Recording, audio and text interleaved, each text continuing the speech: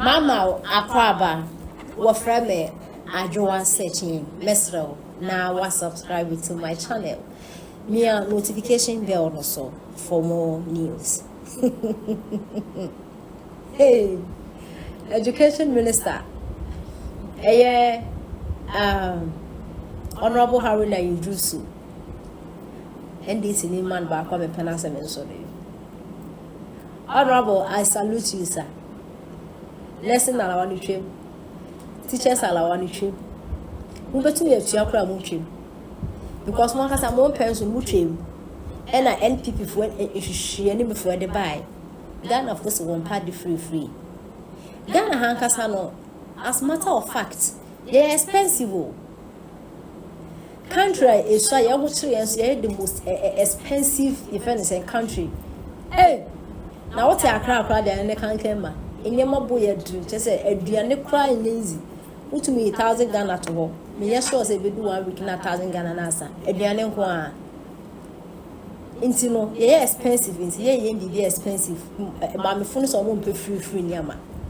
Inti allow free no one pay, teachers free, teachers. Allowance free one pay, free SHS free no one penty no. NPP nkon NDC mbra. NDC dia moye no, ya pe dia moye no. Omo mbuad no yo, omo ye omo mother side no. So whatever one father side ah, and moye one yawa. Free SHS mutwe. Allowance senye honorable Haruna Yujusu abaka no. Cancel it. Teachers dey no cancel it. More cancel no one tin efie. Ana alawano enemo students ni bi edi ehwe mo hafa ebi buabuane bi to school fees na ade omo so mo pe nti no mutwem na NDC for no botaya ayo mo di twa alawani mo ni se omo sisi mo hospital se le ben ya uwie nti fi na wa ko ye dwa but senkaya kansoa e wo records ni no His Excellency Nana Danko Akufo-Addo, former president. Oti alawa, Emma teachers, Emma nurses, Ono, Emma offer nurses, Emma teachers, Edwime mu pa wo Ghana ha no. Sayesha, Nanado, I employ nurses na teachers more than NDC from 2012, 13, 14, ever 15, 16. And so still yet.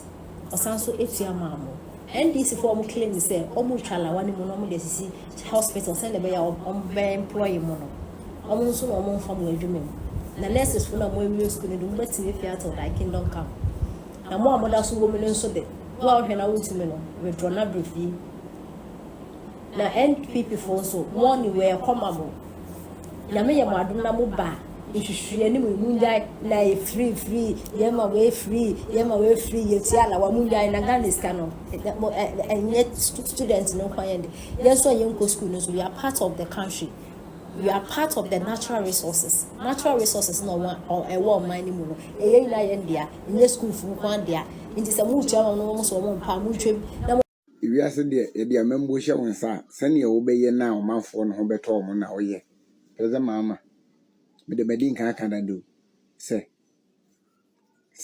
a teacher's training allowance and I come be a trim nursing training allowance and I become the be a trim say nipa beda soon na Ghana for na de one the goose so dear teacher's training allowance nursing training one allowance coming in trim na ma light ni nyina so ko Ghana for bibia ni ha obeya ebe so woni. Teachers training allowances. Yetwem. Nursing training allowance. Yetwem. Free dialysis. Yetwem. Where NDC for achievement in almost first, I think 40 days are ombedi abemo and 30 days precisely. Eti Ghana for munya unshi. Die ba be twem ni nana mkwanso ba. Nemo nurse for any teacher for. Yetwem mama. Diasimo oje kakra amonje. Ebia this month, next month, the 4 months, Monsaka Wiasa, few of nursing training allowance, teachers training allowance. No, so allowance is number be one as or my view much. And to a class a monte, I catch him. Teacher for Musia, dear, mobile licensure exams, keke, Musia Nunti, over to a bet NPP.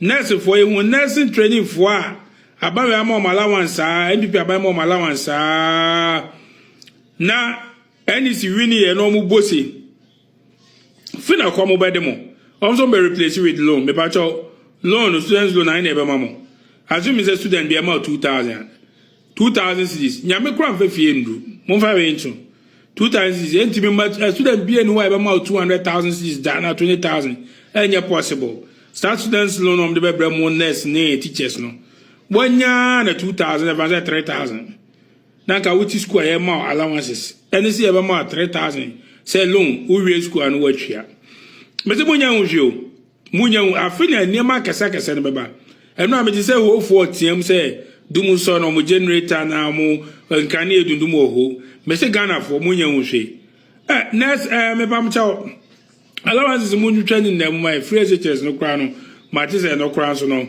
o ma sa tem we mo se say no so mo hwe na o ma betwem say mo visa monya na nado ene doctor ba o mi amebo a o ma etina fie ne yento aba training students are muwom ene mutiate so we teacher teachers training college student and as a nursing training in our kwa the part of my allowances na NPP aban etuama mo na eja mo de hwe mo afa de bi ewe fie ma ne mo ma memmo ne ade no do ma say ontuama mo biem iti bo hye o hye mo nyina say oba ontuam na scam the opposite tell me say obedada mo adanko dada dre we win election we wato mo vote we o kan say mo short memories and am approve a charge o mama say ampa mo short memories it waji to me na we afno de meko pepe afno be mo pepe dem e ti dey kan nursing training teachers training and na no pay ababo nti aru na idusu amaya ti say dey end o mutimi ntwama mo biem it is students loan mo ntwan why mo be sabeka e be 1,300 bi ya did 2 months na sans and ya can now the tia pempema agostama be training college no ona be hu penyi 30 years old janma mesuma pa cho ma me be ma pawo ma me 50 cities been to me school na minister afi na mo be course level no Ghana for you ungrateful do e kwaya mo de doctor bo me na na do afaso no mo nya wonhwe mo tena fi ama nkoto aba what have you me say beni age papa ene mi hwe newspapers oh erade ngofo mo mu training na mu NDC for na mo makoto aba ma NDC Dr. Baumia e John nim tie te sei etikese ebo adwe and the ticket so na mo se mo pen kokon ketenkete ene mo ne na ma no asi e se le mu nya hunhwe that is excuse ma twam anka obi wo kidney problem abai we NPP abai introduce a free dialysis said that brocha ye wono NEC for on buy o matwa no nsumu in just 30 days no Ghana for a news kakra aba no me dia mamo it your achievement so far in 30 days no be dia aban no almost in nursing training allowance o mutimi ntwa mom biom teachers training allowance o mutimi ntwa mom biom na dialysis so almost o mutimi o matwam it fresh teachers for the AY3KA o tis wa yon ko bodwe hia no asenso esu de on the fresh teachers for mon senso si mo bodwe se why na yeda no so metwam Ghana for ebo ni ayedo ye fa ndi mo ba ni age papa mo ba bai